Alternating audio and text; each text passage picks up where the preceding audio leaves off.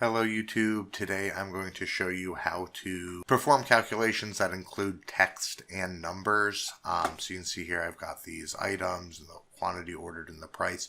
So in this concatenated column, what I want to do is I'm going to add the item description and then the total due. So I'm going to multiply the quantity ordered by the price. So it's pretty easy to do. I'm going to start by doing equal sign. The first thing I'm going to do is I'm going to say, give me cell B2 equals B2.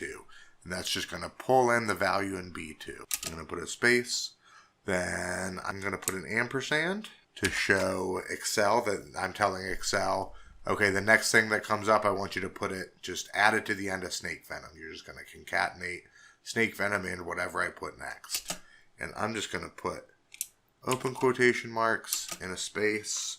Then we'll put a dash and a space and a close quotation marks.